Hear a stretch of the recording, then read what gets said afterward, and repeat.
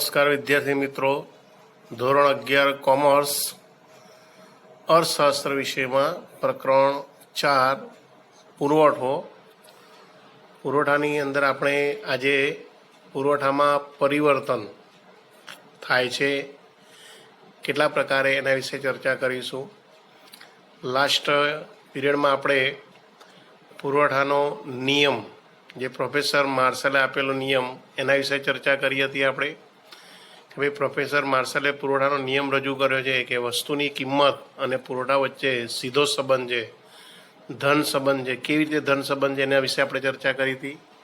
હવે આજે આપણે પુરવઠામાં પરિવર્તન, તો અહીંયા આગળ જેમ આપણે આગળ વાત કરી ગયા પુરવઠાને અસર કરતા પરિબળો, કે અહીંયા આગળ પુરવઠામાં પરિવર્તન કેટલા પ્રકારે આવે છે, શેને કારણે પુરવઠામાં પરિવર્તન થાય છે. તો કે વસ્તુના પુરવઠા પર જે પરિબળોની અસર થાય છે તેને બે વિભાગમાં વહેંચવામાં આવે છે, બરાબર. તો એના કારણે પુરવઠામાં પરિવર્તન આવે છે. તો કે પુરવઠાને અસર કરતા પરિબળોને બે વિભાગમાં વહેંચવામાં આવે છે, કે એક કિંમતનું પરિબળ અને બીજું પરિબળ કિંમત સિવાયના પરિબળો, એટલે કે અન્ય પરિબળો. અહીંયા આગળ કિંમતમાં પરિવર્તન થાય છે, કિંમતમાં ફેરફાર થાય છે, એને લીધે જે પુરવઠામાં પરિવર્તન આવે છે એને પુરવઠામાં વિસ્તરણ સંકોચન તરીકે ઓળખવામાં આવે છે. જ્યારે અન્ય પરિબળોમાં ફેરફાર થાય અને એને કારણે પુરવઠામાં જે પરિવર્તન આવે છે એને પુરવઠામાં વધારો ઘટાડો તરીકે ઓળખવામાં આવે છે. તો અહીંયા આગળ વિદ્યાર્થી મિત્રો આ પ્રશ્ન તમને પરીક્ષામાં 2 થી 3 ગુણમાં પૂછાઈ શકે કે ભાઈ પુરવઠામાં વિસ્તરણ સંકોચન એટલે શું અને પુરવઠામાં વધારો ઘટાડો એટલે શું, આકૃતિ દોરી સમજાવે ત્યાં પ્રશ્ન આવતો હોય છે. તો સૌથી પહેલાં આપણે જોઈશું કે પુરવઠામાં વિસ્તરણ સંકોચન એટલે શું. તો કે અહીંયા અન્ય પરિબળો સ્થિર રહે અને જો વસ્તુની કિંમતમાં વધારો કે ઘટાડો થાય એને કારણે પુરવઠામાં જે પરિવર્તન આવે એને પુરવઠાનું વિસ્તરણ સંકોચન તરીકે ઓળખવામાં આવે છે.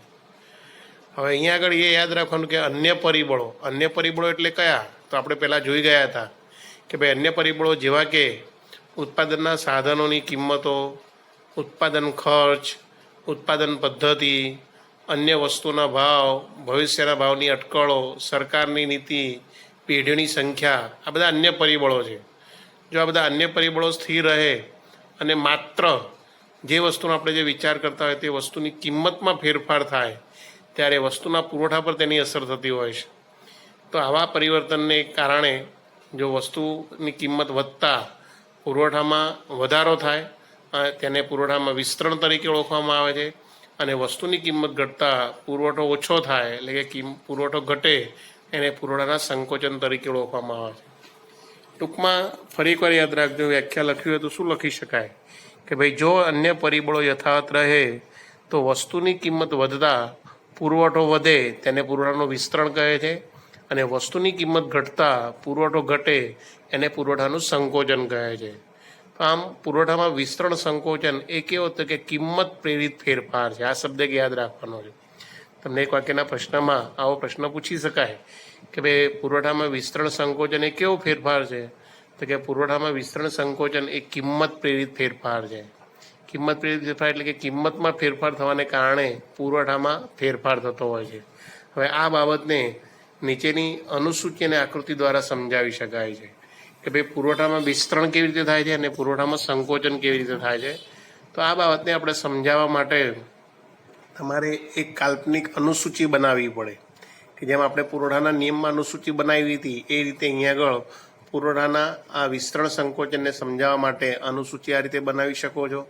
અનુસૂચિમાં કોઈ પણ તમે આંકડા આપણને જે યાદ રહેવા, કે દાખલા તરીકે અહીંયા આગળ 50, 60, 70, 80, 90 લખ્યું છે, તો તમે બરાબર કે ભાઈ 10, 20, 30, 40, 50 એ રીતે પણ લખી શકો, 1, 2, 3, 4, 5 એ રીતે પણ લખી શકો, બરાબર. એ રીતે પુરવઠો પણ તમે યોગ્ય આપણને યાદ રહે એ રીતે આંકડા લખીને તમે અનુસૂચિ બનાવી શકો છો. તો અહીંયા આગળ આપણા ચોપડી છે ને ચોપડીની અંદર જે અનુસૂચિ આપેલી છે એની ચર્ચા કરીએ તો કે અહીંયા આગળ કોઈ એક વસ્તુ એટલે કે સફરજન લીધેલ છે. તો અહીંયા આગળ સફરજનની કિંમત કોષ્ટકમાં તમે જોઈ શકો છો અનુસૂચિમાં કે ભાઈ પુરવઠાની કિંમત એટલે કે સફરજનની કિંમત 50 રૂપિયા હોય ત્યારે સફરજનનો પુરવઠો 200 કિલોગ્રામ જેટલો છે. 60 રૂપિયા કિંમત હોય ત્યારે 400 કિલોગ્રામ જેટલો સફરજનનો પુરવઠો ઉપલબ્ધ છે. રૂપિયા કિંમત છે તો પુરવઠો 600 કિલોગ્રામ જેટલો છે. આમ કિંમત વધીને 90 રૂપિયા થાય ત્યારે સફરજનનો પુરવઠો વધીને 1000 કિલોગ્રામ જેટલો થાય છે. ટૂંકમાં અનુસૂચિમાં આપણે જોઈ શકીએ છીએ કે જેમ જેમ સફરજનની કિંમતમાં વધારો થતો જાય જેમ પુરવઠામાં વધારો થતો જાય છે. હવે આપણે અહીંયા આગળ વિસ્તરણ સંકોચન સમજાવવાનું છે. તો આ રીતે અનુસૂચિ બનાવ્યા પછી બાજુમાં આ રીતે આકૃતિ દોરવી પડે. આકૃતિ પેન્સિલથી જ દોરવાની છે. બરાબર, હંમેશા યાદ રાખવાનું કે ઇકોનોમિક્સમાં અહીંયા આગળ આપણે જે કંઈ આકૃતિ દોરવાની આવતી હોય એ નોટબુકમાં દરેક વિદ્યાર્થી મિત્રોએ પેન્સિલથી જ દોરવાની છે અને પેન્સિલથી જ બરાબર એનું વિશ્લેષણ કરીને સમજાવવાની હોય છે. તો અહીંયા આગળ OX ધરી પર આપણે વસ્તુનો પુરવઠો લઈશું અને OY ધરી પર વસ્તુની કિંમત રૂપિયામાં દર્શાવીશું. જે અનુસૂચિમાં જે આંકડા લખ્યા છે એ બાબતોને આપણે OX અને OY ધરી પર ચોક્કસ અંતરે આપણે દર્શાવવાના છે. અને ત્યારબાદ અનુસૂચિ પ્રમાણે આકૃતિ દોરીએ. તો અનુસૂચિ પ્રમાણે આપણે જોઈએ તો કે અહીંયા આગળ સફરજનની કિંમત બરાબર કેટલી, તો કે સફરજનની કિંમત 70 રૂપિયા હોય ત્યારે સફરજનનો પુરવઠો કેટલો, તો કે 600 કિલોગ્રામ જેટલો છે. જેવો આકૃતિમાં તમને એ બિંદુ દર્શાવે છે. બરાબર, તમે દરેક વિદ્યાર્થી મિત્રો જોઈ શકો છો અહીંયા આગળ આકૃતિમાં કે ભાઈ સફરજનની કિંમત 60 રૂપિયા 70 રૂપિયા હોય ત્યારે સફરજનનો પુરવઠો 600 કિલોગ્રામ જેટલો છે, જે આકૃતિમાં એ બિંદુ દર્શાવે છે. હવે જો સફરજનની કિંમત આપણે અનુસૂચિમાં દર્શાવીએ પ્રમાણે હવે જો સફરજનની કિંમત 70 રૂપિયાથી ઘટીને 50 રૂપિયા કરવામાં આવે બરાબર, તો સફરજનનો પુરવઠો કેટલો થતો હોય છે 200. તો અહીંયા આગળ આકૃતિમાં પણ આપણે સફરજનનો પુરવઠો તમે કિંમત કે ભાઈ અહીંયા આગળ 70થી ઘટીને 50 રૂપિયા દર્શાવવામાં આવે ત્યારે એની પુરવઠો બજારમાં કેટલો, તો કે બી બિંદુ દર્શાવે છે કે 200 કિલોગ્રામ જેટલો થાય છે. તો આમ એ બિંદુથી જે બી બિંદુ તરફ એરો દર્શાવે છે એને પુરવઠાનું સંકોચન તરીકે ઓળખવામાં આવે છે. બરાબર, તો વિદ્યાર્થી મિત્રો એક યાદ રાખજો કે ભાઈ પુરવઠાનું સંકોચન એટલે શું, તો કે જો બજારમાં વસ્તુની સફરજનની કિંમત 70 રૂપિયા હોય ત્યારે એની પુરવઠો કેટલો, તો કે 600 કિલોગ્રામ જેટલો છે, જે આકૃતિમાં એ બિંદુ દર્શાવે છે. પણ હવે જો સફરજનની કિંમત 70 રૂપિયાથી ઘટીને 50 રૂપિયા થાય છે ત્યારે સફરજનનો પુરવઠો ઘટીને 200 કિલોગ્રામ જેટલો થાય છે, જે બી બિંદુ દર્શાવે છે. તો આમ પુરવઠા રેખા પરનું બિંદુ એથી બી તરફની જે ગતિ છે બરાબર, કે જમણી બાજુ ઉપરથી ડાબી બાજુ નીચે તરફની જે ગતિ એને પુરવઠાનું સંકોચન તરીકે ઓળખવામાં આવે છે. એ જ રીતે બીજો પોઈન્ટ આપણે જોઈશું હવે કે ભાઈ જો સફરજનની કિંમત 70 રૂપિયા હોય ત્યારે સફરજનનો પુરવઠો કેટલો 600 કિલોગ્રામ જેટલો છે, જે એ બિંદુ દર્શાવે છે. હવે જો સફરજનની કિંમત વધીને 90 રૂપિયા થાય છે ત્યારે સફરજનનો પુરવઠો પણ વધીને કેટલો, તો કે 1000 કિલોગ્રામ જેટલો થાય છે, જે આકૃતિમાં આપણને સી બિંદુ દર્શાવે છે. તમે જોઈ શકો છો આકૃતિમાં અહીંયા આગળ સી બિંદુ બરાબર, કે અહીંયા સી બિંદુએ એનો પુરવઠો કેટલો, તો કે 1000 કિલોગ્રામ જેટલો થાય છે. અહીંયા આગળ કિંમત પણ દર્શાવી છે, તમે જોઈ શકો છો 90 રૂપિયા કિંમત. તો કે 90 રૂપિયા કિંમત હોય ત્યારે સફરજનનો પુરવઠો 1000 કિલોગ્રામ જેટલો થાય છે. પહેલાં કેટલો હતો, તો કે 600 કિલોગ્રામ હતો. તો અહીંયા આગળ બિંદુ એથી સી તરફ પુરવઠા રેખા ઉપર બિંદુ એથી સી તરફની જે ગતિ છે એને પુરવઠાનું વિસ્તરણ કહેવામાં આવે છે. યાદ રાખજો કે ભાઈ અહીંયા આગળ સફરજનની કિંમત જે 70 રૂપિયા હતી એ વધીને 90 રૂપિયા થાય છે ત્યારે સફરજનનો પુરવઠો 600 કિલોગ્રામથી વધીને 1000 કિલોગ્રામ થાય છે, જે પુરવઠા રેખા પરનું બિંદુ એથી સી તરફની ગતિ જે ડાબી બાજુ નીચેથી જમણી બાજુ ઉપર તરફ જાય છે, જેને પુરવઠાના વિસ્તરણ તરીકે ઓળખવામાં આવે છે. તો આ રીતે અહીંયા આગળ પુરવઠા વસ્તુની કિંમતમાં વધારો થાય છે ત્યારે પુરવઠો વધે છે, એને પુરવઠાનું વિસ્તરણ કહેવામાં આવે છે. વસ્તુની કિંમત ઘટે ત્યારે એને કારણે પુરવઠો પણ ઘટે છે, એ દર્શાવે છે, એને પુરવઠાનું સંકોચન કહેવામાં આવે છે. તો આ રીતે અનુસૂચિ અને આકૃતિ દોરી પછી અનુસૂચિ આકૃતિને આધારે નીચે થોડીક સમજૂતી આ રીતે લખવાની હોય છે, જે તમને મેં સમજાવી જ હમણાં. તેમ છતાં આપણે ચોપડી પ્રમાણે સમજૂતી લખવી હોય તો અહીંયા આગળ આકૃતિ છે એના આધારે સમજૂતી આવી લખી શકાય કે ભાઈ ઉપરોક્ત આકૃતિમાં OX ધરી પર વસ્તુનો પુરવઠો અને Y ધરી પર વસ્તુની કિંમત દર્શાવવામાં આવી છે. ત્યારે વસ્તુની કિંમત ₹70, પહેલાં આપણે 70 લેવાની શરૂઆતમાં, ત્યારે વસ્તુની કિંમત ₹70 હતી ત્યારે પેઢી SS પુરવઠા રેખાના એ બિંદુએ સમતુલામાં હતી, એટલે કે એ બિંદુએ એની પુરવઠો કેટલો હતો 600 કિલોગ્રામ જેટલો હતો. હવે સફરજનની કિંમત ₹70 પરથી વધીને ₹90 થાય છે, એટલે જો અહીંયા આગળ આપણે બતાવીએ તો આપણે ₹90 થાય, એટલે અહીંયા ઉપર તરફ જાય છે. તો એને કારણે પુરવઠો પણ વધીને કેટલો થાય છે? 1000 કિલો જેટલો થાય છે. બરાબર? તો કે 1000 કિલો જેટલો થાય છે. એને કારણે પૂર્ણા રેખા પરનું બિંદુ એને બદલે હવે સી બિંદુ પર સમતુલા મેળવે છે. તો બિંદુ એ થી સી તરફની જે ગતિ છે એને પુરવઠાનું વિસ્તરણ તરીકે ઓળખવામાં આવે છે. જો અહીંયા ચોપડીમાં લખ્યું છે કે ભાઈ બિંદુ એ થી સી બિંદુ તરફની ગતિ પુરવઠાનું વિસ્તરણ દર્શાવે છે, પરંતુ એ બિંદુ પર તરફથી બી બિંદુ તરફની ગતિ એ પુરવઠાનું સંકોચન દર્શાવે છે. હવે એ પણ આપણે હમણાં સમજાવ્યું કે ભાઈ પુરવઠો વસ્તુની કિંમત ₹70 હોય ત્યારે પુરવઠો કિલો 600 કિલોગ્રામ જેટલો છે, પણ હવે ₹70 થી કિંમત ઘટીને કેટલી થાય છે? ₹50 થાય. ત્યારે અહીંયા આગળ પુરવઠા કેટલો તો કે 200 કિલોગ્રામ જેટલો થાય છે, જે બી બિંદુ દર્શાવે છે. તો આમ પૂર્ણ રેખા પરનું બિંદુ એ થી બી તરફની ગતિ અને પુરવઠાનું સંકોચન તરીકે ઓળખવામાં આવે છે. બરાબર? તો આ રીતે પુરવઠાનું વિસ્તરણ અને સંકોચન એક જ પુરવઠા રેખા ઉપર દર્શાવી શકાય છે. અહીંયા આગળ કિંમતમાં ફેરફાર થવાને કારણે આ પુરવઠા રેખા ઉપરના જે બિંદુઓ છે એ મૂળ સ્થાનેથી ડાબી કે જમણી બાજુ તરફ ખસે છે. એને કારણે પુરવઠામાં વિસ્તરણ સંકોચનની સ્થિતિ દર્શાવવામાં આવતી હોય છે, પરંતુ મૂળ પુરવઠા રેખા બદલાતી હોતી નથી. તો આ રીતે પુરવઠાના વિસ્તરણ સંકોચનમાં પુરવઠા રેખા બદલાતી નથી, પરંતુ કિંમતમાં ફેરફાર થવાને કારણે પુરવઠા રેખા પરના બિંદુઓ બદલાય છે. તો એક આ મુદ્દો યાદ રાખશો. હવે એના પછી બીજો મુદ્દો આપણે સમજીશું. હવે પુરવઠામાં વધારો ઘટાડો એટલે શું? તો અહીંયા આગળ બીજો પ્રશ્ન પરીક્ષામાં તમને 3 ગુણમાં પૂછાય આકૃતિ સાથે કે ભાઈ પુરવઠામાં વધારો ઘટાડો એટલે શું? તો યાદ રાખજો વિદ્યાર્થી મિત્રો કે ભાઈ પુરવઠાના વિસ્તરણ સંકોચનમાં આપણે જોયું કે ત્યાં અન્ય પરિબળો સ્થિર રહે છે, અને શેમાં ફેરફાર થાય છે? તો કે કિંમતમાં વધારો કે ઘટાડો થાય છે. એને કારણે પુરવઠામાં વિસ્તરણ સંકોચન થાય છે. જ્યારે આ પુરવઠામાં વધારો ઘટાડો એટલે શું? તો એની વ્યાખ્યા લખવાની કે ભાઈ કિંમત સિવાયના અન્ય પરિબળોમાંથી કોઈ એક અથવા એકથી વધુ પરિબળોમાં ફેરફાર થવાથી પુરવઠામાં જે પરિવર્તન આવે તેને પુરવઠામાં વધારો કે ઘટાડો કહે છે. આ એની વ્યાખ્યા છે. અથવા તમે બીજી રીતે વ્યાખ્યા લખવી હોય તો આવું પણ લખી શકો કે જો વસ્તુની કિંમત સ્થિર રહે, યાદ રાખજો, જો વસ્તુની કિંમત સ્થિર રહે અને અન્ય પરિબળોમાં ફેરફાર થતાં પુરવઠામાં જે પરિવર્તન આવે છે એને પુરવઠામાં વધારો ઘટાડો તરીકે ઓળખવામાં આવે છે. અહીંયા આગળ વસ્તુની કિંમત સ્થિર રહેતી હોય છે, કિંમત બદલાતી નથી, પરંતુ અન્ય પરિબળો એટલે કેવા? તો કે અહીંયા આગળ ઉત્પાદનના સાધનોના ભાવ ઘટે, ઉત્પાદન ખર્ચ ઘટે, ઉત્પાદન પદ્ધતિમાં સુધારો થાય, અન્ય વસ્તુના ભાવ ઘટે, સરકારની જે નીતિ પુરવઠો વધારવાની હોય, પેઢીઓની સંખ્યામાં વધારો થાય. તો આવા સંજોગોમાં વસ્તુની કિંમતમાં ફેરફાર ન થાય, પરંતુ પુરવઠામાં વધારો થતો જોવા મળતો હોય છે.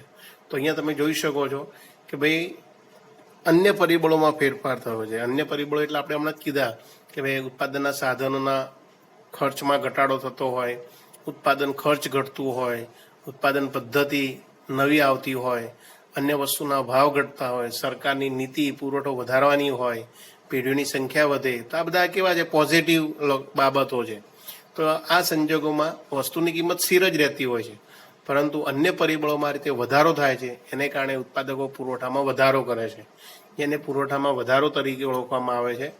બરાબર? આ સંજોગોમાં જે મૂળ પુરવઠા રેખા હોય છે એ પોતાના સ્થાનેથી જમણી બાજુ તરફ બરાબર ખસે છે, પોતાના સ્થાનેથી જમણી તરફ સ્થાન બદલે છે, એને પુરવઠામાં વધારા તરીકે ઓળખવામાં આવે છે. આ બાબતને આપણે આકૃતિમાં સમજવાની છે. એ જ રીતે આનાથી જો વિરુદ્ધ પરિસ્થિતિ હોય, એટલે કે જો ઉત્પાદનના સાધનોની કિંમત વધે, ઉત્પાદન ખર્ચ વધતું હોય, અન્ય વસ્તુના ભાવ વધે, સરકારની નીતિ પુરવઠો ઘટાડવાની દિશામાં હોય, બરાબર, ઉત્પાદકો કે વેપારીઓમાં આવી બધી ખોટી માન્યતાઓ ફેલાતી હોય, તો આમ આ નેગેટિવ બાબત હોય, નકારાત્મક સ્થિતિ હોય, ત્યારે અન્ય વસ્તુની કિંમત સ્થિર રહેતી હોય પરંતુ અન્ય પરિબળો ઘટતા હોય, આ રીતે ત્યારે ઉત્પાદકો પુરવઠો ઘટાડે છે અને પુરવઠામાં ઘટાડો તરીકે ઓળખવામાં આવે છે. તો જ્યારે આ સંજોગો આવી સ્થિતિ સર્જાતી હોય, પુરવઠામાં ઘટાડો, ત્યારે મૂળ પુરવઠા રેખા પોતાના સ્થાનેથી ડાબી બાજુ તરફ ખસતી હોય છે. હવે કેવી રીતે? તો આપણે આકૃતિમાં એને સમજાવી શકાય. તો આ રીતે ફરી એકવાર યાદ રાખજો કે પુરવઠામાં વધારો ઘટાડો એટલે શું? તો કે વસ્તુની કિંમત સ્થિર રહે અને અન્ય પરિબળોમાં વધારો થાય કે ઘટાડો થાય એને કારણે પુરવઠામાં જે પરિવર્તન આવે એને પુરવઠામાં વધારો ઘટાડો તરીકે ઓળખવામાં આવે છે. તો આ બાબતને નીચેની અનુસૂચિ અને આકૃતિ પરથી સમજાવી શકાય. તો અહીંયા આગળ તમે આવી એક અનુસૂચિ બનાવવાની, હમણાં જ જે આપણે અનુસૂચિ બનાવી હતી એ પ્રમાણે, પણ અહીંયા આગળ એક ધ્યાન રાખવાનું છે કે હવે આપણે અહીંયા આગળ પુરવઠાની જે અનુસૂચિ બનાવીશું એ પુરવઠાની અનુસૂચિમાં કિંમત સ્થિર બતાવવાની છે. પહેલામાં કિંમત આપણે જોયું હતું કે ભાઈ 90, 80, 70 અને 60, 50 આ રીતે કિંમતમાં આપણે જુદી જુદી કિંમત દર્શાવતા હતા. પરંતુ અહીંયા આગળ પુરવઠાનો વધારો ઘટાડો કે જેમાં કિંમત સ્થિર રહે છે, એટલે અહીંયા આગળ અનુસૂચિમાં અહીંયા આગળ વસ્તુની કિંમત આપણે કેવી રીતે કે જો સ્થિર રાખી છે, કે દાખલા તરીકે સફરજનની કિંમત 20 રૂપિયા બતાવી છે આપણે, તો અહીંયા આગળ પુરવઠામાં ગમે તેટલો ફેરફાર થાય પરંતુ કિંમતમાં પરિવર્તન થતું નથી. એટલે જો વસ્તુની કિંમત પુરવઠામાં બરાબર અહીંયા અનુસૂચિમાં 20 રૂપિયા એ સ્થિર બતાવવામાં આવી છે, ત્યારે બાજુમાં સફરજનનો પુરવઠો કિલોગ્રામમાં બદલાય છે. બરાબર, તો આપણે એ રીતે અહીંયા આગળ અનુસૂચિ બનાવવી પડે કે ભાઈ સફરજનની કિંમત 20 રૂપિયા હોય ત્યારે પણ પુરવઠો 100 કિલોગ્રામ જેટલો છે. હવે કિંમત 20 રૂપિયા હોય ત્યારે પણ પુરવઠો 200 કિલોગ્રામ જેટલો છે. કિંમત 20 રૂપિયા છે ત્યારે પણ પુરવઠો 300 છે. એટલે કે અહીંયા આગળ વસ્તુની કિંમત 20 રૂપિયા સ્થિર જ રહે છે, પરંતુ અન્ય પરિબળોમાં ફેરફાર થાય છે એને કારણે પુરવઠામાં શું થતો જોવા મળે છે? વધારો, અથવા નીચેથી ઉપર જોઈએ તો કે ઘટાડો. તો આ બાબતને હવે અનુસૂચિ આ દર્શાવી છે એના આધારે આપણે આકૃતિ દોરવી પડે. તો આકૃતિમાં તમારે OX ધરી પર, બરાબર, અહીંયા આગળ આકૃતિમાં OX ધરી પર વસ્તુનો પુરવઠો દર્શાવવામાં આવે, OY ધરી પર વસ્તુની કિંમત દર્શાવવામાં આવે રૂપિયામાં, અને અનુસૂચિમાં દર્શાવ્યા એ પ્રમાણે અહીંયા આગળ OY ધરી પર મારે કે વસ્તુની કિંમત 10, 20, 30, 40, 50, પરંતુ આપણે વસ્તુની કિંમત એક જ છે 20 રૂપિયા, તો 20 રૂપિયા પોઈન્ટ પર, બરાબર, અને OX ધરી પર તમે જે પુરવઠો લીધો છે 100, 200, 300, 400, 500 એ સરખા એકમે દર્શાવી અને બરાબર કે અહીંયા આગળ આકૃતિ દર્શાવવાની છે. હવે આકૃતિમાં દર્શાવવાનું છે કે ભાઈ વસ્તુની કિંમત 20 રૂપિયા હોય ત્યારે શરૂઆતમાં વસ્તુનો પુરવઠો કેટલો છે? તો કે 300 કિલોગ્રામ જેટલો છે. બરાબર, અહીંયા આગળ તમે અનુસૂચિમાં ત્રીજા એકમમાં જુઓ, ત્રીજા એકમમાં જોઈ શકાય છે કે ભાઈ વસ્તુની કિંમત કેટલી છે? સફરજનની કિંમત 20 રૂપિયા, ત્યારે એનો પુરવઠો કેટલો છે? 300 કિલોગ્રામ જેટલો છે. ત્યાં આપણને એ બિંદુએ સમતુલા પ્રાપ્ત કરે છે પુરવઠા રેખા, અને S1 પુરવઠા રેખા આપણને પ્રાપ્ત થાય છે. તમે અહીંયા જોઈ શકો છો કે ભાઈ અહીંયા આગળ વસ્તુની કિંમત આ 20 રૂપિયા છે ત્યારે એનો પુરવઠો કેટલો? તો કે 300 કિલોગ્રામ જેટલો છે, જે આ એ બિંદુ દર્શાવે છે.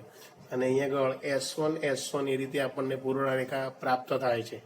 હવે અહીંયા બને છે એવું કે ભાઈ વસ્તુની કિંમત 20 રૂપિયા સ્થિર જ રહે છે, પરંતુ અન્ય પરિબળો, બરાબર કે અન્ય પરિબળો એટલે કે આપણે હમણાં જ જોઈએ પ્રમાણે કે ભાઈ ઉત્પાદનના સાધનોની કિંમત વધે, ઉત્પાદન ખર્ચ વધે, અન્ય વસ્તુના ભાવ વધે, સરકારની નીતિ પુરવઠો ઘટાડવાની દિશામાં હોય, બરાબર કે એવી માન્યતા ઉત્પાદકો કે વેપારીમાં ફેલાય, તો એવા સંજોગોમાં વસ્તુની કિંમતમાં ફેરફાર ન થાય છતાં પુરવઠામાં શું થાય છે? ઘટાડો થાય છે. એટલે ટૂંકમાં અન્ય પરિબળોમાં ઘટાડો થાય છે, એને કારણે આ મૂળ પુરવઠા રેખા S1 છે એ મૂળ સ્થાનેથી ખસીને ડાબી બાજુ તરફ જાય છે. અહીંયા જો ડાબી બાજુ એટલે અહીંયા આ બાજુ જાય છે, જુઓ, બરાબર, ડાબી બાજુ આ તરફ કહેવામાં આવે છે. એ મૂળ સ્થાનેથી એ બિંદુથી ખસીને બી બિંદુ તરફ પુરવઠા રેખા સમતુલા પ્રાપ્ત કરે છે, જ્યાં S2 એ નવી પુરવઠા રેખા પ્રાપ્ત થાય છે. આમ બિંદુ A થી B તરફ જે પુરવઠા રેખા ખસે છે એને પુરવઠામાં ઘટાડો તરીકે ઓળખવામાં આવે છે. જો તમને અહીંયા આગળ એરોથી દર્શાવ્યો છે એ પુરવઠામાં ઘટાડો તરીકે ઓળખવામાં આવે છે. તો અહીંયા આગળ વસ્તુની કિંમત 20 રૂપિયા સ્થિર જ રહે છે, પરંતુ અન્ય પરિબળોમાં ઘટાડો થવાને કારણે મૂળ પુરવઠા રેખા, બરાબર, S1 જે પુરવઠા રેખા છે એ બિંદુથી ખસીને બી બિંદુએ અહીંયા આગળ સમતુલા પ્રાપ્ત કરે છે. એટલે ત્યાં S2 એવી નવી પુરવઠા રેખા પ્રાપ્ત થાય છે, જેને પુરવઠામાં ઘટાડા તરીકે ઓળખવામાં આવે છે. હવે એ જ રીતે બીજો મુદ્દો આપણે સમજાવી શકીએ કે ભાઈ વસ્તુની કિંમત 20 રૂપિયા સ્થિર રહે છે, પરંતુ અન્ય પરિબળોમાં વધારો થાય છે. હવે અન્ય પરિબળો એટલે કયા? તો આપણે હમણાં જ કીધું હતું કે જે ઉત્પાદનના સાધનના ભાવ ઘટે, ઉત્પાદન ખર્ચ ઘટે, ઉત્પાદન પદ્ધતિમાં સુધારો થાય, અન્ય વસ્તુના ભાવ ઘટે, સરકારની નીતિ, બરાબર કે સરકારની નીતિ કેવી છે? તો કે અહીંયા આગળ પુરવઠો વધારવાની હોય, પેઢીઓની સંખ્યામાં વધારો થાય, એવા સંજોગોમાં, બરાબર કે એવા સંજોગોમાં વસ્તુની કિંમતમાં ફેરફાર ન થવા છતાં પુરવઠામાં વધારો થાય છે. તો પુરવઠામાં વધારો થાય છે એને કારણે આ મૂળ પુરવઠા રેખા જે S1 મૂળ પુરવઠા એ બિંદુએ સમતુલા પ્રાપ્ત કરે છે એ ખસીને જમણી બાજુ તરફ ખસે છે, જ્યાં S3 પુરવઠા રેખા C બિંદુએ સમતુલા પ્રાપ્ત કરે છે. તો આમ બિંદુ એ થી જે C તરફની ગતિ છે એને પુરવઠામાં વધારા તરીકે ઓળખવામાં આવે છે. તો તમે જોઈ શકો છો અહીંયા આગળ મિડલ જે પુરવઠા રેખા છે એ મૂળ સ્થાનેથી જો ડાબી બાજુ તરફ ખસે તેને પુરવઠામાં ઘટાડો તરીકે ઓળખવામાં આવે છે, અને મૂળ સ્થાને એ બિંદુથી ખસીને જો C બિંદુ તરફ ખસે એને પુરવઠામાં વધારો તરીકે ઓળખવામાં આવે છે.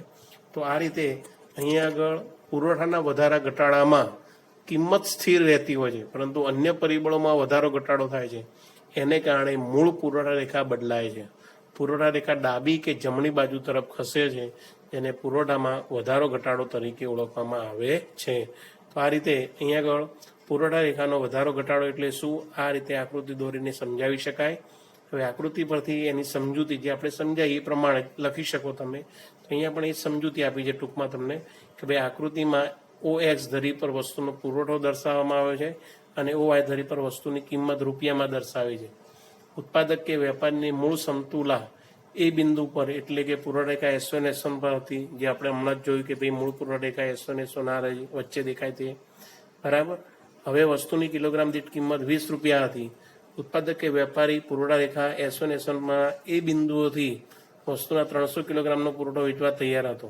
બરાબર, વસ્તુની કિંમત 20 રૂપિયા સ્થિર જ રહે છે, પરંતુ પુરવઠાને અસર કરતા અન્ય પરિબળો પુરવઠાની તરફેણમાં થતા બરાબર પુરવઠો 300 કિલોગ્રામથી વધીને કેટલો થઈ જાય છે 400 કિલોગ્રામ. એટલે કે પુરવઠાના જે અસર કરતા અન્ય પરિબળોમાં વધારો થાય છે એને કારણે પુરવઠો વધે છે.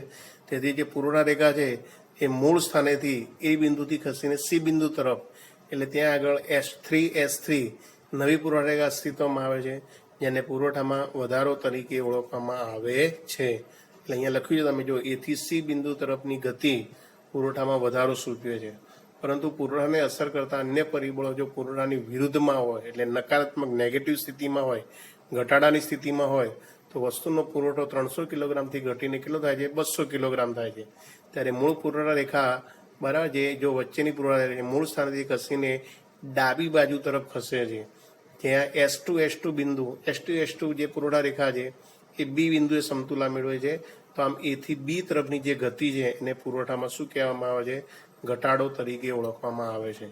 તો આમ અહીંયા આગળ પુરવઠામાં વધારો ઘટાડો એ શેને કારણે થતું હોય છે તો કે અન્ય પરિબળમાં ફેરફાર થવાને કારણે થાય છે, અન્ય પરિબળો પ્રેરિત ફેરફાર છે. બરાબર, અહીંયા આગળ પુરવઠા રેખા ડાબી કે જમણી બાજુ તરફ ખસે છે. આપણે આગળ જોયું હતું કે ભાઈ પુરવઠાના વિસ્તરણ સંકોચનમાં પુરવઠા રેખા બદલાતી નથી, પરંતુ કિંમતમાં ફેરફાર થવાને કારણે પુરવઠા રેખા પરના બિંદુઓ બદલાય છે, જેને કારણે પુરવઠામાં વિસ્તરણ કે પુરવઠામાં સંકોચન થાય છે. જ્યારે અહીં આગળ કિંમત સ્થિર રહે છે, પરંતુ અન્ય પરિબળોમાં વધારો થાય તેને કારણે મૂળ પુરવઠા રેખા જમણી બાજુ તરફ ખસે છે, જેને પુરવઠામાં વધારો કહેવામાં આવે છે, અને મૂળ પુરવઠા રેખા ડાબી બાજુ તરફ ખસે અને પુરવઠામાં ઘટાડો તરીકે ઓળખવામાં આવે છે. તો આમ પુરવઠાના વધારા ઘટાડામાં પુરવઠા રેખા બદલાતી હોય છે. તમે વિદ્યાર્થી મિત્રો આના પરથી પરીક્ષામાં તફાવત પણ પૂછાતો હોય છે, તો આ મુદ્દા ઉપરથી તમે આનો તફાવત પણ લખી શકો છો. પરીક્ષામાં 3 થી 5 ગુણમાં પૂછાતો હોય છે તફાવત, તો આ રીતે તમે એને સમજાવીને લખી શકો છો. હવે આના પછીનો એક નાનો સવાલ આપણે જોઈ લઈએ, પુરવઠાના નિયમના અપવાદો.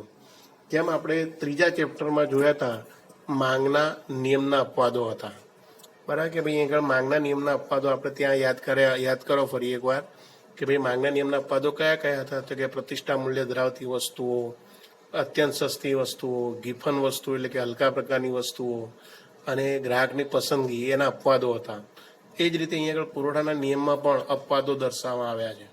અપવાદ એટલે શું તેની આપણે વાત કરી હતી કે અપવાદ કોને કહી શકાય કે જે નિયમ હોય એની વિરુદ્ધમાં સ્થિતિ દર્શાવતી હોય એ બાબતને અપવાદ તરીકે ઓળખવામાં આવે છે. તો અહીંયા પણ એમ કહે છે કે ભાઈ માંગના નિયમની જેમ પુરવઠાના નિયમના કોઈ અપવાદો છે ખરા તો કે હકીકતમાં પુરવઠાના નિયમના અપવાદ તરીકે જેને ઓળખવામાં આવે છે એ ઘણા વિવાદાસ્પદ છે. એટલે કે અપવાદ કહેવાય પણ ખરા અને ન પણ કહેવાય એવી બાબતો છે. એટલે અર્થશાસ્ત્રીમાં અહીંયા શું જોવા મળે છે, મતાંતરો પ્રવર્તે છે. કેટલાક અર્થશાસ્ત્રી એમ કહે છે કે અપવાદ છે અને કેટલાક અર્થશાસ્ત્રી એવું કહેતા કે આને અપવાદ કહી શકાય નહીં, જેને મતાંતર તરીકે ઓળખવામાં આવે છે. તો અહીંયા આગળ એમ કહે છે કે પુરવઠાના નિયમમાં કિંમત અને પુરવઠા વચ્ચે જે ધન સંબંધ છે, આપણો નિયમ આ છે કે વસ્તુની કિંમત અને પુરવઠા વચ્ચે કેવો સંબંધ છે? ધન સંબંધ છે. પરંતુ કેટલીક બાબતોમાં આપણને વસ્તુની કિંમત અને પુરવઠા વચ્ચે વ્યસ્ત સંબંધ જોવા મળે છે. એટલે કે વસ્તુની કિંમત વધે છતાં પુરવઠો ઘટે છે અને કિંમત ઘટે છતાં પુરવઠો વધે છે. આવું બને ત્યારે તેને પુરવઠાના નિયમના અપવાદ તરીકે ઓળખવામાં આવે છે. તો હવે આ પુરવઠાના નિયમના અપવાદો કઈ બાબતોમાં? તો કે અલભ્ય વસ્તુની બાબતમાં આ પુરવઠાનો નિયમ અહીંયા સાચો પડતો નથી એવું કહેવાય છે, અપવાદ કહેવાય છે.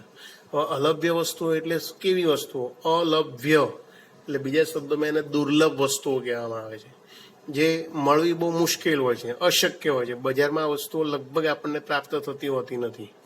બરાબર, તો આવી અલભ્ય વસ્તુઓ કહેવાય છે કે અલભ્ય વસ્તુની બાબતમાં આ નિયમ સાચો પડતો નથી, એટલે કે અપવાદ કહેવામાં આવે છે. હવે કેવી રીતે? તો કે કેટલીક વસ્તુઓની કિંમતમાં ગમે તેટલો ફેરફાર થાય છતાં તેના પુરવઠામાં કોઈ જ ફેરફાર થતો નથી. આવી વસ્તુઓ અપ્રાપ્ય કે દુર્લભ વસ્તુ તરીકે ઓળખાય છે. હવે આવી વસ્તુ એટલે કઈ? તો કે દાખલા તરીકે પ્રાચીન કાળના સિક્કાઓ, બરાબર, કલાકૃતિઓ, પ્રાચીન પુસ્તકની મૂળભૂત હસ્તપ્રતો, પ્રાચીન મૂર્તિઓ વગેરેની કિંમત વધવા છતાં આવી વસ્તુના પુરવઠામાં વધારો કરવો શક્ય બનતો નથી. સાચી વાત છે. જૂના જમાનાના જે સિક્કાઓ હોય અત્યારે આપણને મળવા બહુ મુશ્કેલ છે. કોઈ એમ કહેતું હોય કે મને ચાલો કે ભાઈ અકબરના જમાનાના સિક્કા લાવી આપો, અકબરના જમાનાના સિક્કા જે હોય એના ચાલો હું આટલા રૂપિયા આપું, પણ આટલા સિક્કા મારે જોઈએ, તો શું મળી શકે ખરે આપણને બજારમાં? એનો પુરવઠો ઉપલબ્ધ હોઈ શકે? તો કે ના, કારણ કે એ જમાનાના સિક્કા અત્યારે હોઈ શકે નહીં.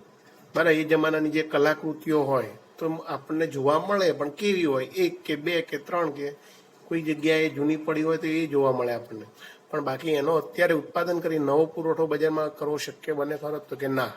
તો કે આ રીતે પ્રાચીન કાળના સિક્કાઓ છે, કલાકૃતિઓ છે, પ્રાચીન પુસ્તકો છે, પ્રાચીન મૂર્તિઓ છે, આવી વસ્તુની ગમે તેટલી કિંમતમાં વધારો થાય છતાં પણ એના પુરવઠામાં વધારો કરી શકાતો નથી. આ બાબતમાં પુરવઠાનો નિયમ અહીંયા આગળ અપવાદ કહેવામાં આવે છે. કારણ કે આવી અલભ્ય વસ્તુનું નવું ઉત્પાદન શક્ય બનતું નથી, આથી પુરવઠો વધારી શકાતો નથી, જેથી તે પુરવઠાના નિયમનો અપવાદ બનતો નથી. તો આ રીતે વસ્તુનો પુરવઠાનો નિયમ અહીંયા આગળ લાગુ પડતો નથી. બીજી બાબત છે નાશવંત વસ્તુની બાબતમાં. નાશવંત વસ્તુ એટલે કઈ વસ્તુ? તો આપણે બીજા ચેપ્ટરમાં શીખી ગયા કે જે વસ્તુને લાંબા સમય સુધી ઉપયોગમાં લઈ શકાય નહીં, અથવા લાંબા સમય સુધી ચાલી શકે નહીં, લાંબા સમય સુધી ટકી શકે નહીં, એવી વસ્તુને આપણે નાશવંત વસ્તુઓ તરીકે ઓળખવામાં આવે છે. દાખલા તરીકે દૂધ, દૂધની બનાવટો, લીલા શાકભાજી, માંસ, ઈંડા, માછલી, પાકા ફળ, ફૂલ વગેરે આ નાશવંત વસ્તુઓ છે. હવે આવી વસ્તુની કિંમતમાં ગમે તેટલો વધારો થાય તો આપણે એનો પુરવઠો લાંબા સમય સુધી વધારો કરી શકતા નથી. પણ અહીં વસ્તુના ભાવ ઘટી જાય તો પણ એવી વસ્તુનો પુરવઠો ઘટતો નથી એમ કહેવાય છે. કેમ ભાઈ? તો કે આવી વસ્તુનો લાંબા સમય સુધી સંગ્રહ કરી શકાતો નથી. બરાબર, તમે દાખલા તરીકે દૂધની કિંમતો ગમે તેટલી વધતી હોય તો જેમ દૂધની કિંમતો વધતી જાય એમ દૂધનો પુરવઠો આપણે વધારી શકીએ છીએ ખરા? તો કે ના. બરાબર, કારણ કે દૂધને સાચવવું બહુ મુશ્કેલ હોય છે. શાકભાજીની કિંમતો બહુ વધતી હોય એમ શાકભાજીનો પુરવઠો આપણે ઘરમાં વધુ કંઈ શાકભાજી ભરી શકતા નથી. બરાબર, એની કિંમતો ઘટે તો પણ એનો પુરવઠો આપણે વધુ કરી શકતા નથી. કેમ? કારણ કે આવી વસ્તુઓને લાંબા સમય સુધી સંગ્રહવી બહુ મુશ્કેલ હોય છે. તો કે આવી વસ્તુનો સંગ્રહ અશક્ય હોય છે. વસ્તુના ભાવ વધે કે ઘટે તો પણ પુરવઠામાં કોઈ વધુ ફેરફાર કરી શકાતો નથી. બરાબર, તો આ રીતે નાશવંત વસ્તુની બાબતમાં પણ પુરવઠાનો નિયમ એક અપવાદ સર્જે છે એવું કહી શકાય છે. તો આમ આખો આ એક પ્રશ્ન જે પુરવઠાના નિયમના અપવાદો સમજાવો એ રીતે પરીક્ષામાં 2 થી 3 ગુણમાં પ્રશ્ન પૂછાતો હોય છે. તો એની ચર્ચા પણ અહીંયા આગળ આપણે પૂર્ણ કરીએ છીએ. હવે આના પછીનો એક મહત્વનો નવો સવાલ છે બજારમાં વસ્તુની કિંમત નિર્ધારણની પ્રક્રિયા. આપણે અહીંયા આગળ માંગનો નિયમ જોયો, પુરવઠાનો નિયમ જોયો, એના આધારે એ વસ્તુની કિંમત નિર્ધારણની પ્રક્રિયાનો પ્રશ્ન છે જે 5 ગુણમાં પૂછાતો હોય છે. એની ચર્ચા આપણે હવે નેક્સ્ટ લેક્ચરમાં કરીશું. અહીંયા આગળ સુધી આપણે રાખીએ છીએ. આ પ્રશ્નનો જવાબ જે અત્યારે આપણે જોઈએ પુરવઠાનું વિસ્તરણ સંકોચન, પુરવઠામાં વધારો ઘટાડો અને પુરવઠાના નિયમના અપવાદો, આ પ્રશ્નોના જવાબ કે સારી રીતે નોટબુકમાં લખી અને તૈયાર કરી જવા, વાંચી જવા, મોઢે કરી જવા. ઓકે વિદ્યાર્થી મિત્રો, થેન્ક યુ.